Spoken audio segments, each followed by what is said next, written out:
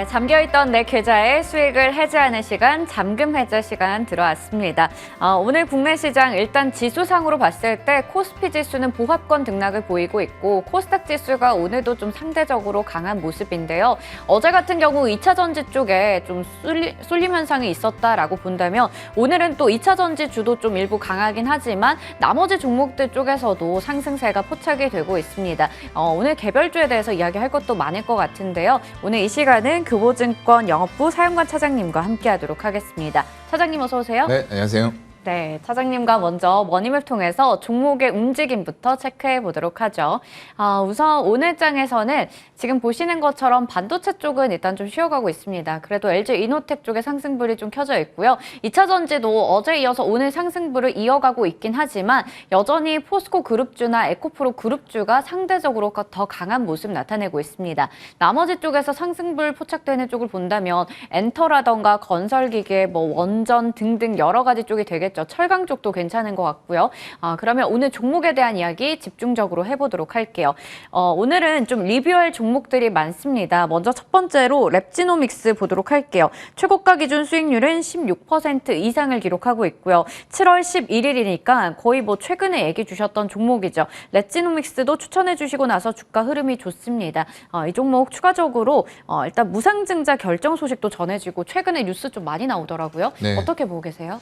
이 종목이 예전에 7월 11일 전에도 한번 했었던 종목인데 이 시점에서 좀 다시 봐도 된다라고 말씀을 드렸고요. 그 이후로도 굉장히 11선을 타고 예쁘게 올라가고 있어요. 거기다가 어제는 지금 생각지도 않았던 또 무중이 1대1로 실행을 하겠다라고 나왔습니다. 오늘 크게 영향을 주고 있지는 않지만 여전히 시세는 견조하게 올라가고 있다라고 보이고요. 그때 제가 이제 미국의 클리아랩 인수로 인해서 미국의 FDA 허가나 이런 부분들의 절차 없이 바로 미국에서 사업을 진행할 수 있다라는 장점을 말씀드렸고요. 혹자는 이제 코로나 지금 다시 퍼지고 있다. 그 얘기 하시는 분도 있는데 그거는 그냥 생각 안 하시는 게 좋을 것 같고요. 지금 하고 있는 미국의 클리아랩 그리고 많이 벌어놨었던 코로나 팬데믹 때 정말로 많이 쌓아둔 곳간에서 풀면서 이런 기업의 M&A라던가 투자가 원활하게 이루어지고 있다라는 부분에 투자 초점을 맞추셔서 제 목표가 12,000원까지 일단은 드린 것 같아요. 거기까지 변함없이 보도록 하겠습니다. 네, 목표 주가 12,500원까지 변함없이 보자. 여전히 지금 모멘텀이 살아있는 종목이다. 이렇게 볼 수 있을 것 같습니다. 자, 두 번째 종목입니다. 코인테크도 역시 흐름이 좋았어요. 오늘 장에서도 빠르게 또 신고가를 경신하기도 했죠. 지금은 오름폭 거의 다 반납하긴 했지만 목표 주가였던 45,000원을 뚫어서 47,000원을 장 초반에 기록했습니다. 지금 또 22% 정도의 수익률 나타내고 있고요. 강력한 수주 모멘텀과 또 사업의 시너지까지 기대할 수 있는 종목인데 좀 어떻게 보고 계세요? 네, 일단 목표가는 1차적으로는 좀 찍기는 했어요. 오늘 네. 전반적으로 2차 전지가 좀 약세로 전환을 하고 있는데 사실 지금 올라간다고 하면은 올라가면 어쩔 수는 없습니다. 하지만 전반적으로 봤을 때 포스코 그룹주들 전부 다 이름, 사명 바꾸면서 과도하게 좀 올라간 부분도 분명히 없지 않아 있어요. 그렇다 보니까 이런 것들이 계속 지속되기 보다는 이제는 좀 선별적으로 접근을 해야 될 때다라는 차원에서 장비주 말씀을 드렸던 거고요. 이 자동화 쪽에서 꼭 2차 전지가 아니라 다른 스마트 팩토리 이런 전 산업 분야에 걸쳐서 인건비 대체하기 위한 자동화 이런 부분들은 필수적으로 가기 때문에 이 자동화에서 강점을 자회사인 탑머티리얼즈와 함께 가져가면서 시너지 효과를 낼 수 있는 코인테크에 대해서는 계속 긍정적인 관점 유지를 하도록 하겠습니다. 네, 계속해서 긍정적인 관점에서 종목을 보고 계신다고 얘기해 주셨습니다. 자, 마지막으로 리뷰해 볼 종목은 오늘 아무래도 좀 많은 분들께서 궁금하실 것 같습니다. 티웨이 항공이 될 텐데요.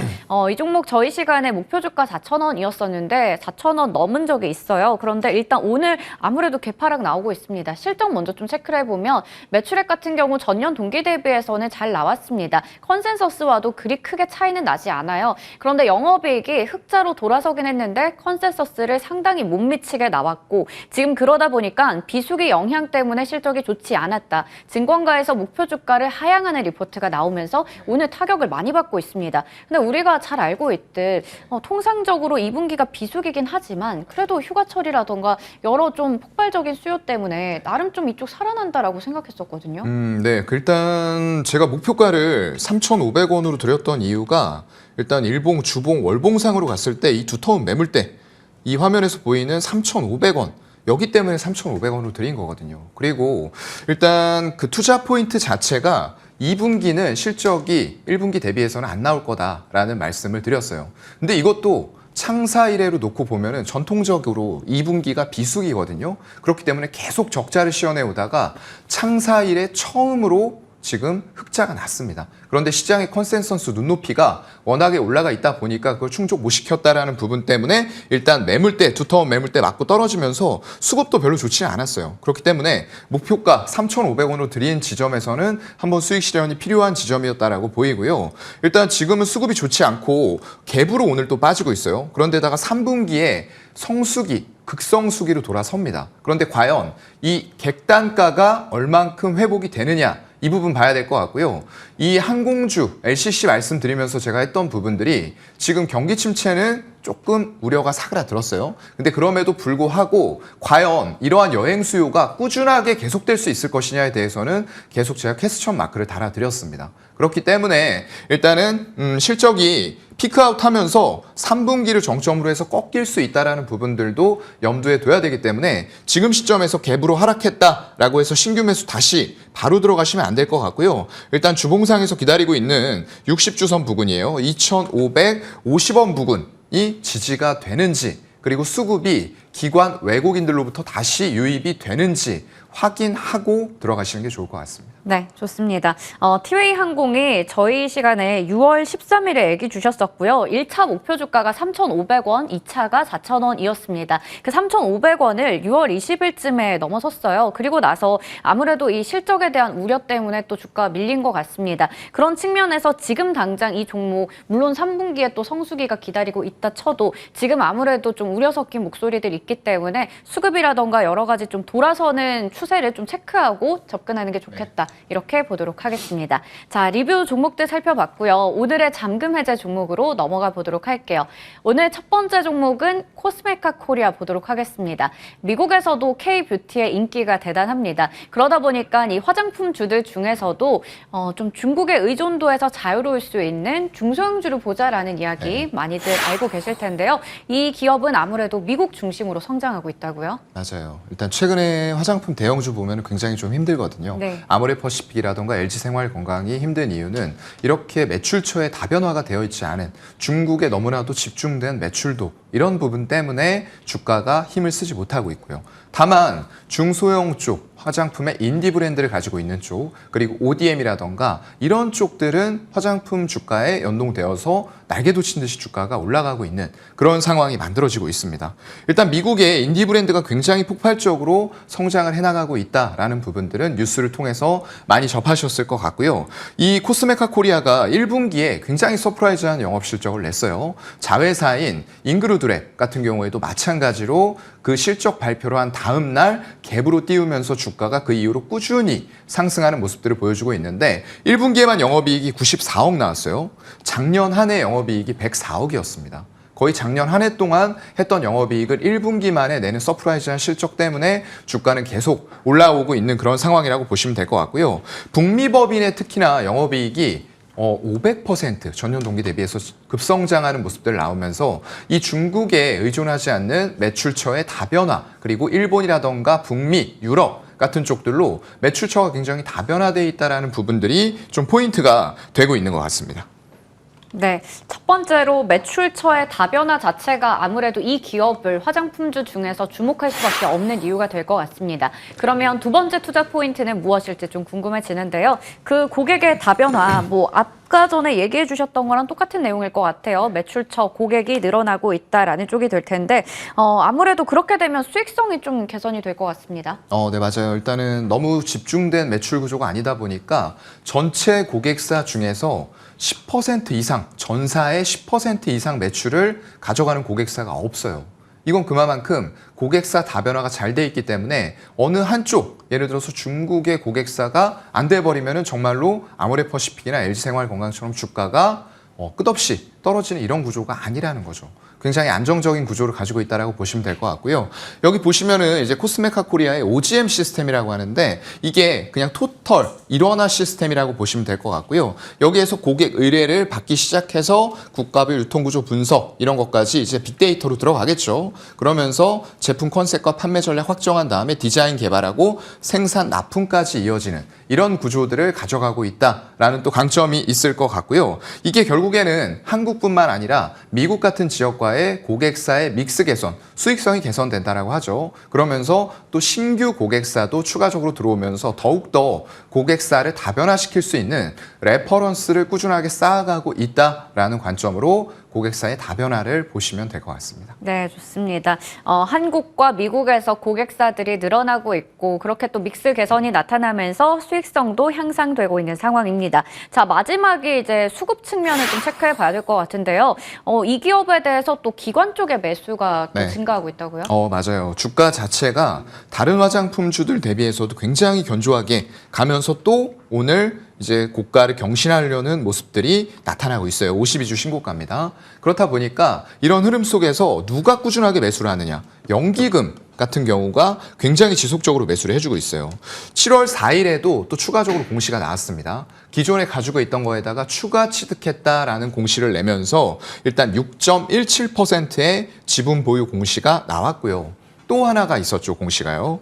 트러스톤 자산운용사에서 7월 13일에 5% 신규 보고를 했어요. 그렇다고 하는 것은 매수 단가가 아주 낮은 단가가 아니라고 우리가 볼 수 있을 것 같고요. 전자공시 들어가 보면은 세부 변동 내역표에 가셨을 때 취득 단가가 다 나와 있습니다. 일별로요. 그거 참고해서 보시면 될 것 같고요. 그렇다 보니까 역시나 6% 이상의 신규 보고가 들어오면서 이 트러스톤 자산운용과 연기금만 지금 12%가 넘는 지분을 가지고 있고요. 거기다 더불어서 최대 주주 관련 지분까지 다 합쳤을 때 어느 정도의 유통 물량이 남아 도느냐 그런 것들도 여러분들이 계산을 해보시면 좋을 것 같고요.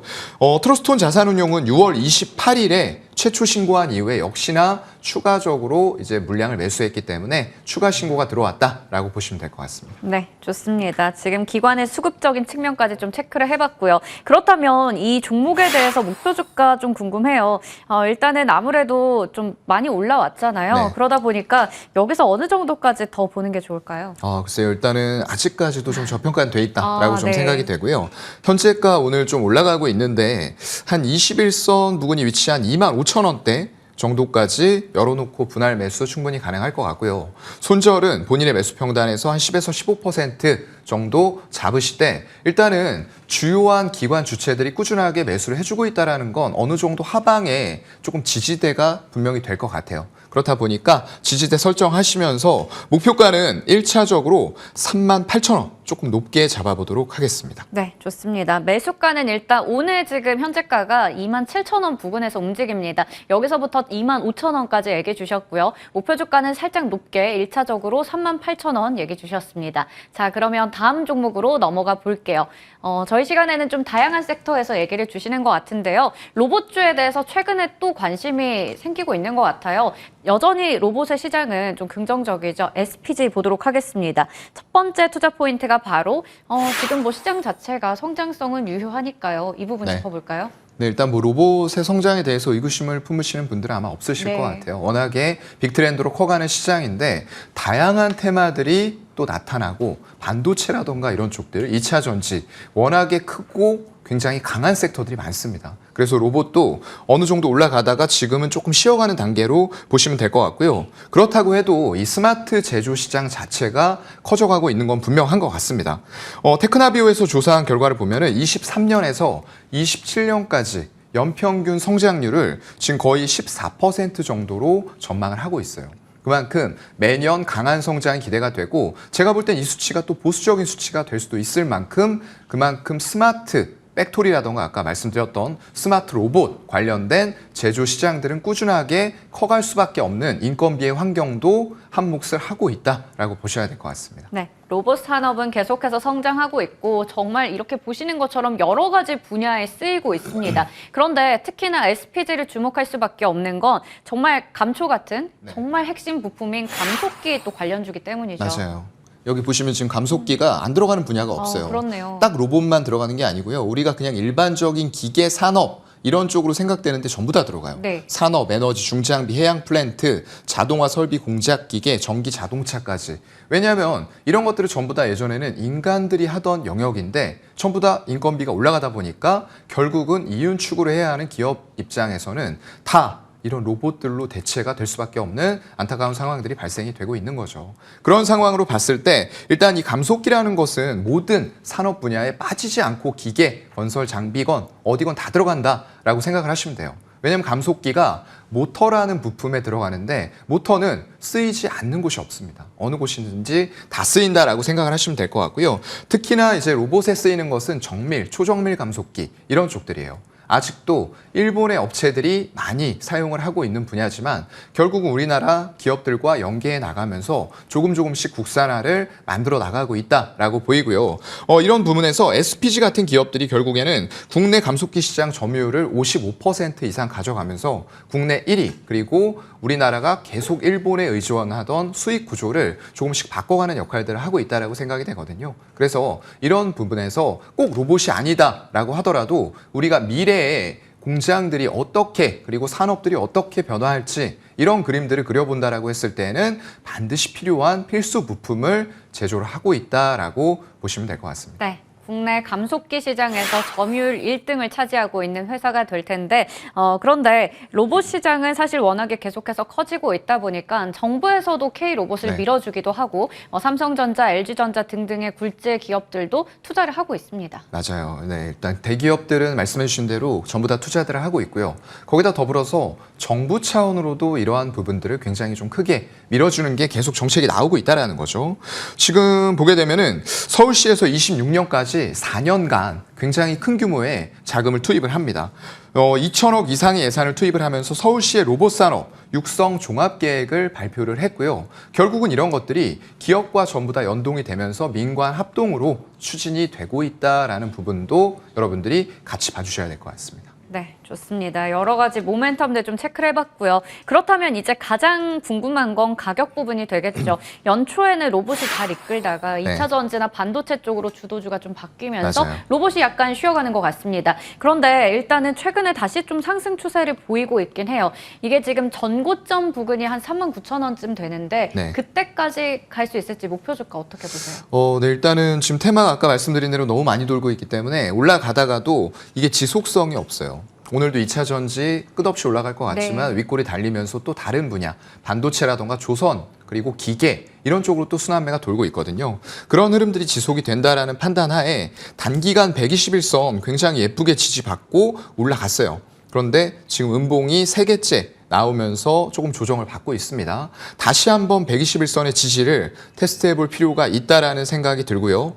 121선 위치에 있는 지점이 28,600원 정도 되네요. 우리 28,000원 중반대까지 열어놓고 분할 매수 신규로 가능할 것 같고요. 일단 손절은 한 마이너스 15% 내외에서 손절 처리하시되 목표가 같은 경우에는 일단은 1차적으로 우리가 35,000원의 일봉상 매물대 부근 돌파는 확인을 할 필요가 있을 것 같아요. 6월 초에도 돌파하려다가 시도가 무산되고 말았던 지점이죠. 35,000원 돌파된 이후에는 다시 한번 예전 고점이었던 4만 원까지 2차 목표가 보도록 하겠습니다. 네, 지금 매수가는 현재가부터 29,000원 제시해 주셨고요. 1차적으로는 35,000원의 돌파 여부에 따라서 목표 주가 4만 원 정도 제시해 주셨습니다. 이렇게 오늘도 저희 잠금 해제 종목들 하나씩 풀어봤고요. 지금까지 교보증권 스마트 영업부 사영관 차장님과 함께했습니다. 차장님 고맙습니다. 네, 고맙습니다.